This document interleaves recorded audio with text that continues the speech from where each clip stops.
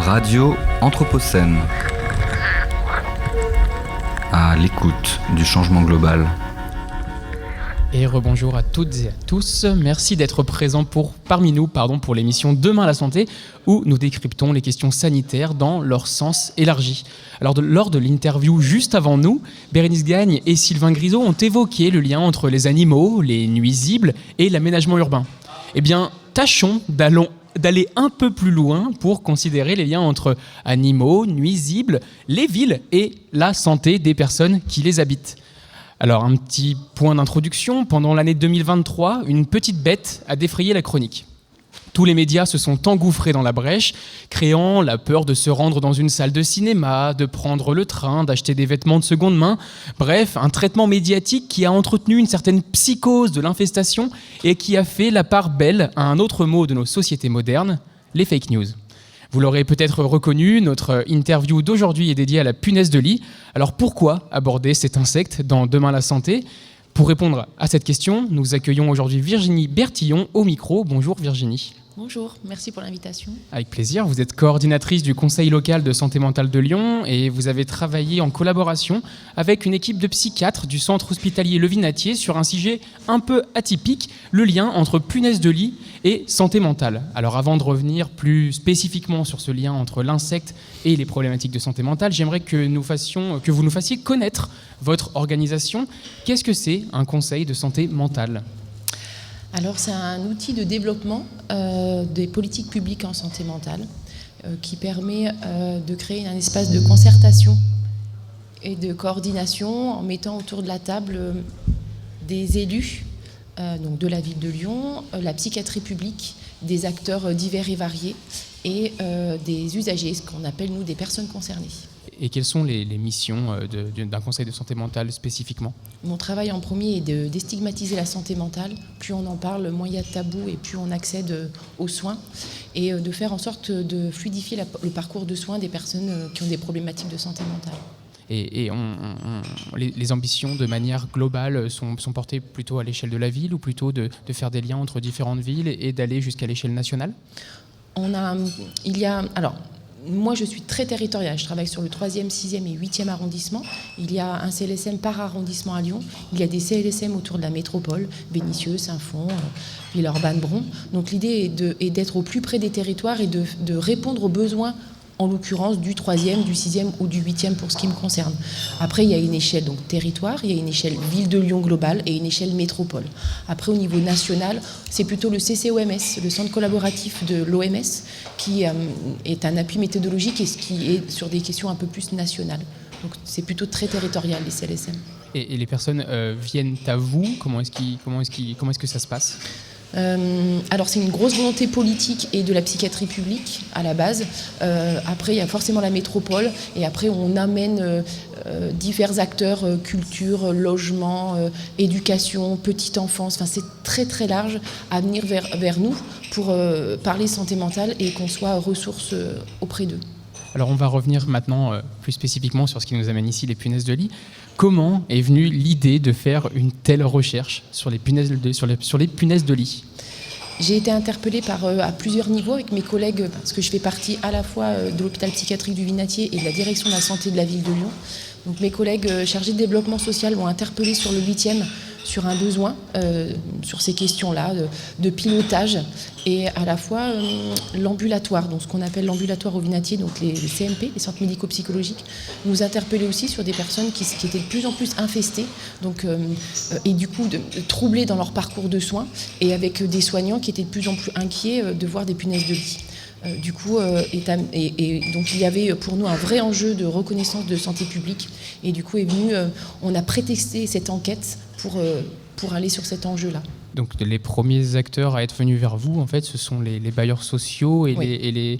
les personnes de la ville ? Et les résidences sociales. Ah d'accord. Oui. Et est-ce que les personnes infestées sont venues vers vous ou bien ça a toujours passé par un tiers ? Non, dans un deuxième temps, quand on a déployé l'enquête et pour le contenu de l'enquête, on a été vers les personnes concernées. Et ce qui a amené à cette recherche-là, ce que vous avez très bien dit par prétexter cette recherche-là, c'est quoi ce contexte qui a amené ça ? C'est une hausse des infestations, c'est une hausse de la prise en compte des bailleurs sociaux, de ces problématiques. Qu'est-ce qui pourrait l'expliquer, cette prise en compte ? Alors je ne peux pas parler de hausse, il y en a toujours eu. Je dirais que les personnes les plus éloignées, les personnes précaires, ont des difficultés à s'en défaire. Déjà par la première barrière de la honte, toujours ce lien avec l'hygiène qui pourtant n'a aucun lien. Donc il y a une honte. Et puis c'est très très onéreux. Alors pour les bailleurs, c'est très très très onéreux. Et pour les personnes concernées, c'est onéreux de s'en défaire. Du coup, il y a un premier enjeu très financier. Des bailleurs qui n'arrivent plus à abonder à ces désinsectisations et aux personnes qui n'arrivent pas non plus financièrement à s'en sortir. Donc c'est par le volet social, je dirais, que c'est arrivé ces questions-là. Et est-ce qu'il y a des facteurs, parce que vous disiez que ce n'était pas lié du tout à l'hygiène, est-ce qu'il y a des facteurs aggravants de la présence de punaises de lit dans certains endroits ? On voyage. Donc dès qu'on voyage, on emmène les moustiques tigres et on emmène les punaises de lit. C'est simplement la mobilité, c'est majoritairement la mobilité en tout cas qui amène à... C'est ce qui ressort beaucoup, c'est la mobilité, ouais. Et est-ce qu'un événement comme le traitement médiatique de l'année dernière, avec des propos parfois inquiétants sur des plateaux télé ou lors d'émissions de radio ou des journaux, racistes, tu dirais, parfois racistes également, est-ce que ça a pu avoir des effets néfastes sur votre recherche ? Alors non, ça a juste permis d'évoquer qu'il y avait une problématique, mais sous le versant du drame. Donc je ne suis pas sûre que ça sert à grand-chose, mais il va y avoir un deuxième effet avec les Jeux Olympiques, il faut s'y attendre. C'est-à-dire que là, on va commencer de nouveau à en reparler avec des effets médiatiques dramatiques. Oui et non. On avait déjà commencé ce travail en 2020 avant la Covid, donc non.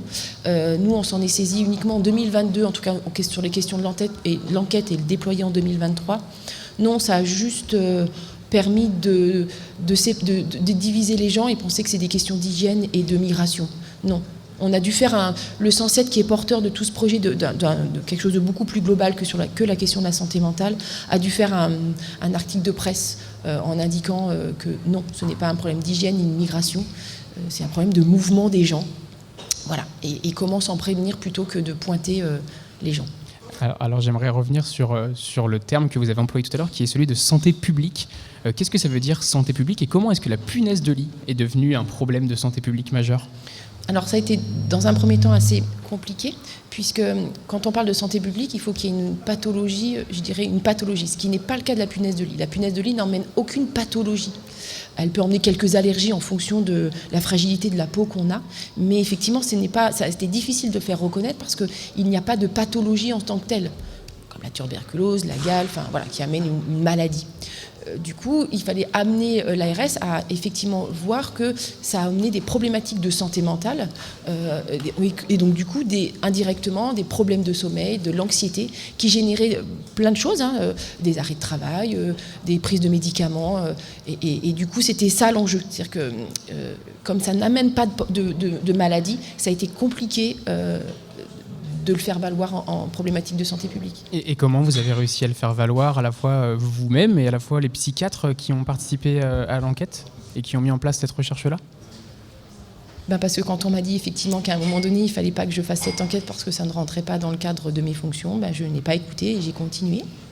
Et puis, comme toujours, il faut toujours prouver, et c'est normal, c'est de l'argent public, mais il faut toujours prouver, c'est de l'argent public, l'ARS, donc c'est une compétence de santé de l'État, la compétence santé est de l'État, donc il faut prouver qu'à un moment donné, quand on va leur demander quelque chose et déployer des moyens, il faut prouver. Donc l'enquête a été un moyen de prouver que il y a un enjeu, effectivement pas de santé, mais de santé mentale.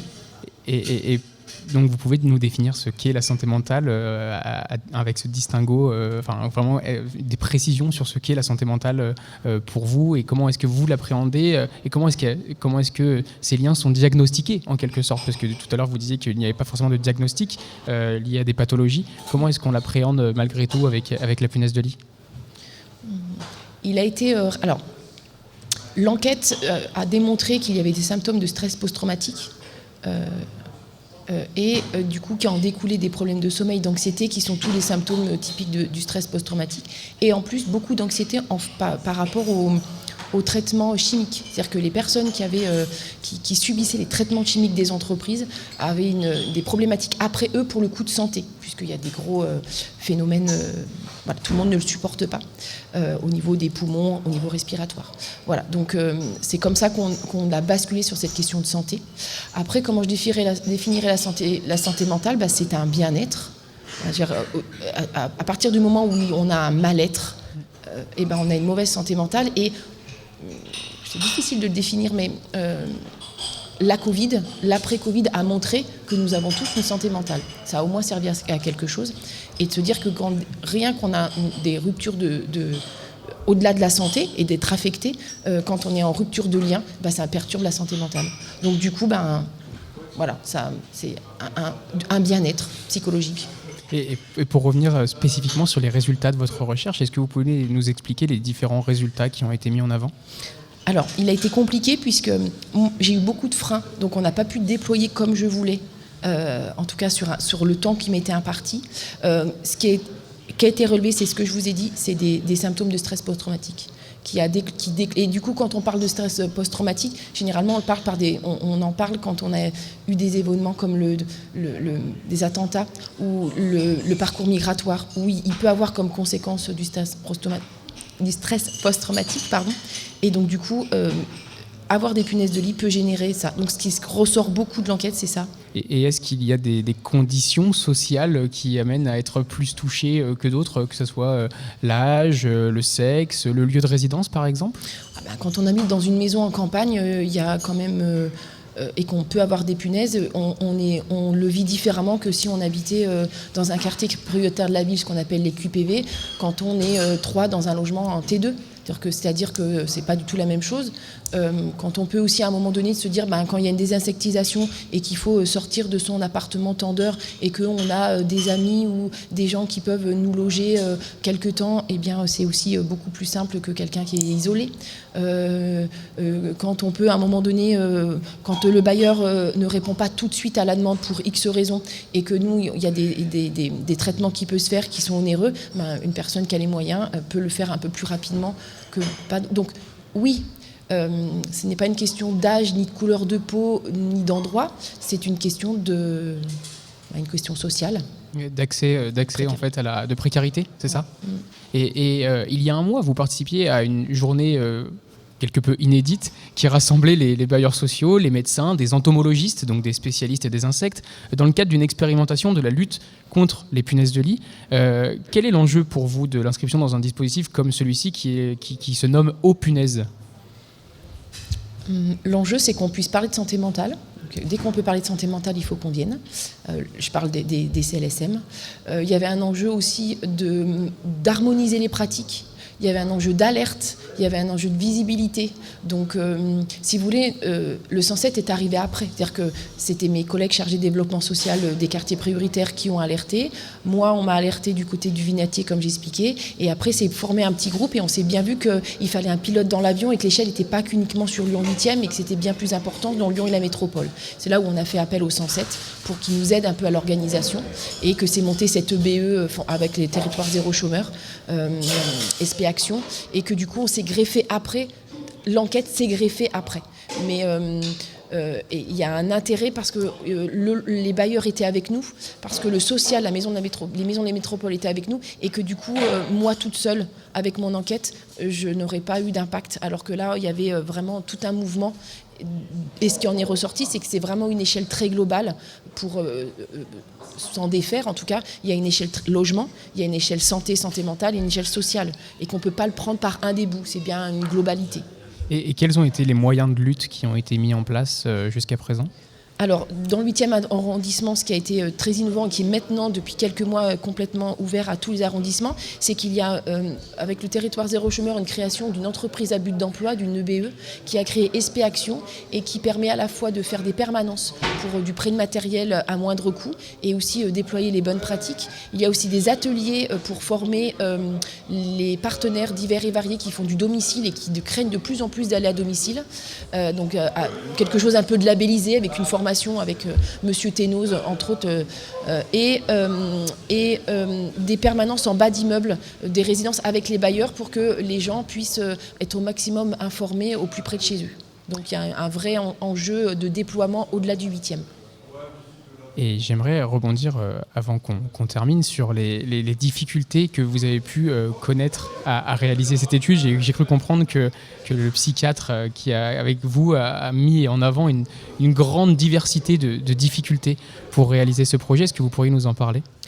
Alors la première difficulté, c'était on a fait des permanences en mairie. Les mairies ont ouvert la porte assez facilement, mais les bailleurs et la maison de la métropole plus difficilement, parce qu'ils ont des gros enjeux derrière financiers. C'est-à-dire que si on interpellait les locataires des bailleurs, forcément il y avait une attente après financière qu'ils fassent des actions, et financièrement c'est très limité. Ils font ce qu'ils peuvent, mais c'est limité. Donc il y avait un enjeu financier, et la maison de la métropole c'est pareil, les gens attendaient des aides, et la métropole ne peut pas déployer des aides pour l'instant. C'était pas, en tout cas pour l'année 2003, c'était très complexe. Donc il y a eu déjà des freins pour faire des permanences au plus près de ces personnes-là. Ensuite, j'ai envie de dire, l'enquête était très longue, assez intrusif. C'est une enquête médicale, donc voilà, faite par un chercheur universitaire, donc ça pouvait être long et intrusif. Et puis, donc, voilà, c'était compliqué à déployer, il fallait bien 10 à 15 minutes pour la remplir. Et le dernier, puisque c'est beaucoup moi qui ai aidé à remplir, ça régénérait du stress quand on en reparlait. Du coup, on régénérait, en se remémorant des situations, les personnes se remettaient dans du stress. D'où ce fameux stress post-traumatique. Du coup, voilà, on ne pouvait pas... Donc, ces trois éléments ont freiné énormément. Voilà. Et est-ce que le fait d'avoir cette stigmatisation, par exemple, a été également un frein pour vous ? C'est-à-dire que ces personnes qui, en quelque sorte, restent chez elles et ne parlent pas de cette problématique-là parce que ça les touche par crainte d'être stigmatisées, est-ce que c'est quelque chose que vous avez pu rencontrer également ? Oui, parce que soit les divers acteurs avec qui j'ai demandé de déployer l'enquête, ils disaient on en parle, on sait que ces personnes-là en ont eu ou en ont, mais ils ne voulaient pas en reparler. Donc oui, il y a toujours cette idée. D'ailleurs, le deuxième volet maintenant, au-delà de l'enquête qui est terminée, c'est d'aller au plus près des Lyonnais et d'évoquer ce qu'on appelle les bonnes pratiques. Alors, c'est pas qu'il y a des mauvaises, mais en tout cas de prévention, et pour éviter d'en avoir. Voilà, que je fais moi-même d'ailleurs. Et quand on en a aussi, d'avoir les bonnes conduites à tenir rapidement pour éviter de changer complètement ses meubles et de déménager, en fait, parce qu'on peut vraiment prévenir. Et quels seraient du coup ces gestes à faire pour prévenir d'une infestation ? Quand vous dormez dans un hôtel en France ou à l'étranger, hôtel, je ne parle pas forcément, essayez de faire le tour de votre lit et de vérifier s'il n'y a pas de petites taches noires qui représentent les excréments des punaises de lit, et ne jamais poser en tout cas vos sacs sur un lit, mais toujours dans la salle de bain, parce qu'elles n'y vont pas, elles aiment bien le lieu où on dort pour nous manger le sang. Donc du coup, ne rien poser sur le lit quand vous êtes chez vos amis, à l'hôtel, à un Airbnb ou à l'étranger.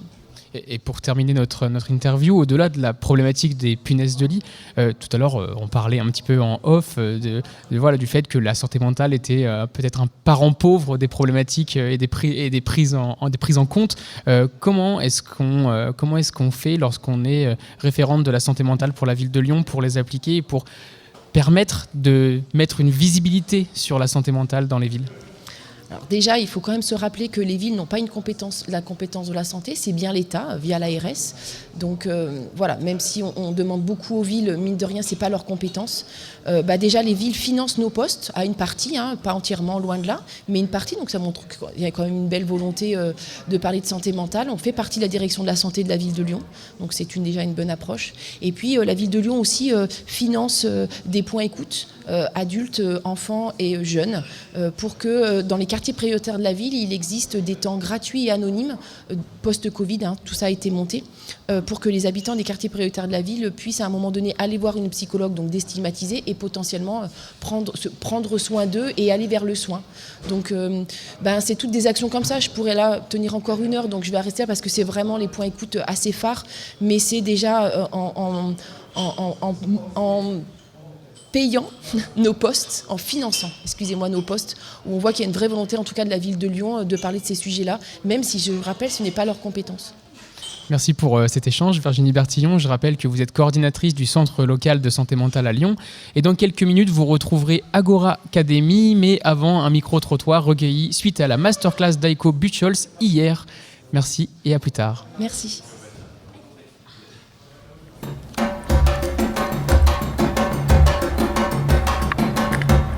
Radio Anthropocène, à l'écoute du changement global.